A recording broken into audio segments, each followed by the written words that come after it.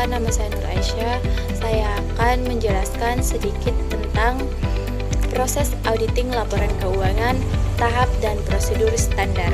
Di sini ada slide kedua, yaitu pendahuluan dan tujuan audit, yaitu definisinya proses sistematis untuk mengevaluasi bukti secara objektif mengenai klaim ekonomi. Artinya yaitu suatu proses yang dilakukan secara sistematis untuk mengumpulkan dan mengevaluasi bukti secara objektif terhadap informasi keuangan suatu entitas. Proses ini bertujuan untuk menilai apakah laporan keuangan telah disusun sesuai dengan standar yang berlaku seperti SAK atau IFRS. Audit tidak hanya berfokus pada pemeriksaan angka, tetapi juga memastikan bahwa informasi yang disajikan dapat dipercaya, bebas dari kesalahan material, dan mencerminkan kondisi yang sebenarnya. Tujuan utama yaitu memberikan opini apakah laporan keuangan disajikan secara wajar. Yang kedua, meningkatkan kepercayaan, memangku kepentingan seperti investor, bank, pemerintah. Dan yang ketiga, menilai kepatuhan terhadap standar akuntansi seperti SAK atau IFRS, di mana tujuan utama audit ini yaitu memberikan opini mengenai kewajaran laporan keuangan. Opini ini menjadi dasar bagi pihak eksternal seperti investor, kreditur, dan pemerintah dalam mengambil keputusan. Selain itu, audit bertujuan meningkatkan kepercayaan para pemangku kepentingan terhadap laporan keuangan perusahaan. Audit yang berfungsi untuk menilai kepatuhan perusahaan terhadap standar akuntansi yang berlaku serta membantu mengidentifikasi potensi risiko dan indikasi kecurangan. Nah, di sini di slide ketiga tahap 1 yaitu penerimaan keberlanjutan klien, di mana di sini ada aktivitas utama dan output. Nah, penjelasan tahapannya ini yaitu tahapan penerimaan dan keberlanjutan klien ini merupakan tahap awal dalam proses audit yang menentukan apakah auditor menerima atau melanjutkan kerjasama dengan klien. Tahap ini sangat penting karena berkaitan dengan tingkat risiko dan kualitas audit yang akan dilakukan. Di sini aktivitas utamanya yaitu yang pertama mengevaluasi integritas manajemen klien, yang kedua menilai kemampuan firma audit untuk melaksanakan tugas seperti kompetensi dan waktu, dan yang ketiga memastikan independensi auditor. Pada tahap ini, auditor mengevaluasi integritas manajemen untuk memastikan bahwa pihak manajemen jujur dan dapat dipercaya. Auditor juga menilai kemampuan dan sumber daya yang dimiliki, termasuk kompetensi tim audit serta ketersediaan waktu. Selain itu, audit harus memastikan independensinya agar tetap objektif dan tidak terpengaruh oleh kepentingan tertentu.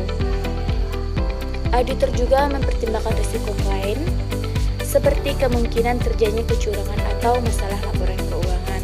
Di sini juga ada bagian output atau hasil. Nah, hasil dari tahap ini adalah surat pengerikatan, yaitu dokumen resmi yang berisi kesepakatan antara auditor dan klien.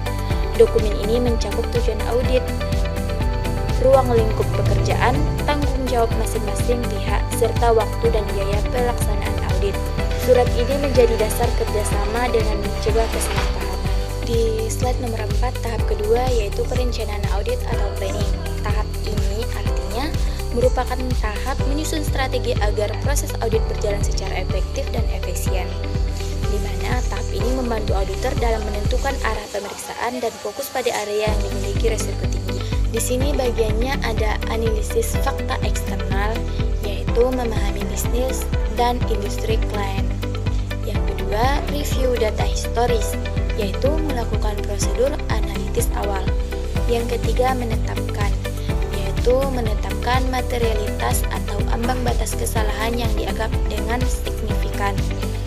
Dan tujuannya itu mengidentifikasi area yang beresiko tinggi terjadi salah saji.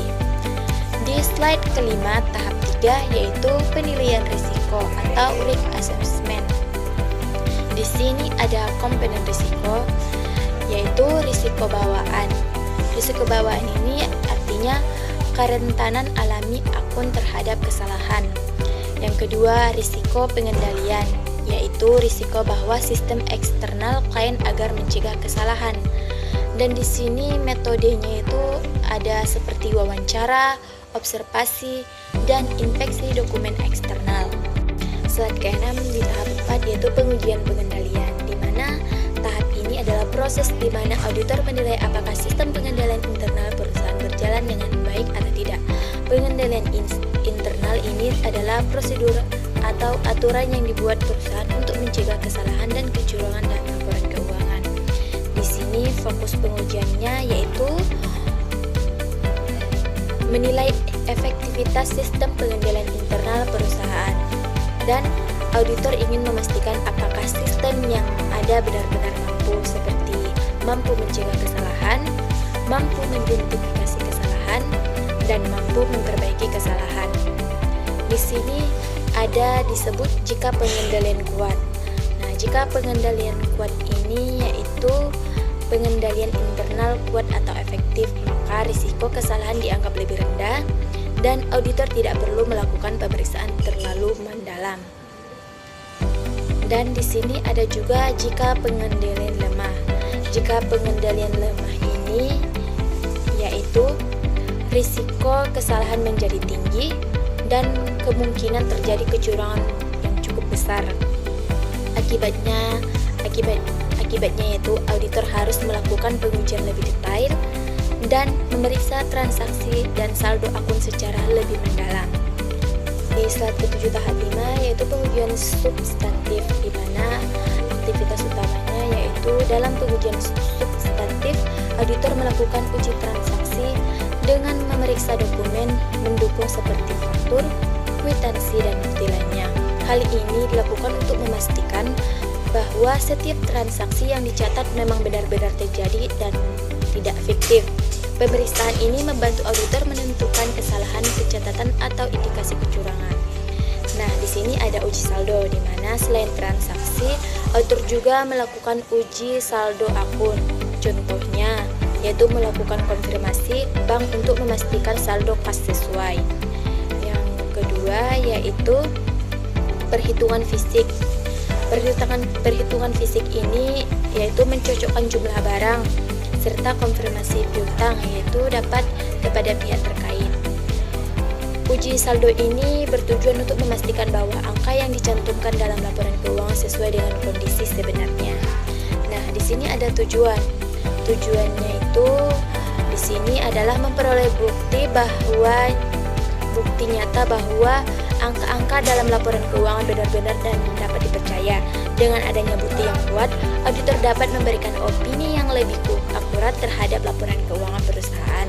Slide 8 tahap 6 yaitu penyelesaian audit, di mana tahap ini merupakan tahap akhir sebelum auditor memberikan opini. Pada tahap ini, auditor memastikan bahwa seluruh proses audit telah dilakukan dengan lengkap dan semua bukti yang diperlukan sudah cukup untuk mendukung kesimpulan. Yang pertama yaitu meninjau kewajiban kontingensi, yaitu kemungkinan kewajiban seperti tuntutan hukum yang belum selesai, untuk melihat apakah hal tersebut berdampak pada laporan keuangan. Yang kedua yaitu auditor juga mencari peristiwa setelah tanggal neraca, yaitu kewajiban yang terjadi setelah laporan keuangan dibuat tetapi dapat mempengaruhi kondisi keuangan perusahaan. Auditor juga memperoleh surat pernyataan manajemen, yaitu dokumen resmi dari manajemen yang dinyatakan bahwa semua informasi yang diberikan sudah benar. Dan yang terakhir yaitu auditor melakukan evaluasi akhir terhadap seluruh bukti audit yang telah dikumpulkan untuk memastikan bahwa semuanya konsisten dan cukup. Slide ke-9 tahap 7 yaitu pelaporan atau reporting. Nah, di sini ada jenis-jenis opini auditor, yaitu yang pertama, wajar tanpa pengecualian, yaitu opini ini diberikan jika laporan keuangan disajikan dengan baik, sesuai dengan standar, dan tidak terdapat kesalahan material. Ini adalah opini yang terbaik. Yang kedua, wajar dengan pengecualian. Opini ini diberikan jika terdapat masalah, tetapi hanya pada bagian tertentu dan tidak memengaruhi keseluruhan laporan keuangan. Yang ketiga, tidak wajar. Nah, opini ini memberikan Jika laporan keuangan mengandung banyak kesalahan sehingga tidak mencerminkan kondisi yang sebenarnya. Dan yang terakhir, tidak memberikan pendapat. Nah, opini ini memberikan jika auditor tidak memiliki cukup bukti untuk memberikan kesimpulan sehingga tidak bisa menyatakan pendapat. Kesimpulan dari proses auditing laporan keuangan, tahapan dan prosedur standar yaitu proses audit terdiri dari beberapa tahap yang saling berkaitan, mulai dari penerimaan klien, perencanaan, dan penilaian risiko. Yaitu ada juga pengujian pengendalian, pengujian substantif, hingga penyelesaian laporan. Setiap tahap memiliki peran penting untuk memastikan bahwa laporan keuangan yang dihasilkan benar, akurat, dan dapat dipercaya. When the Miska say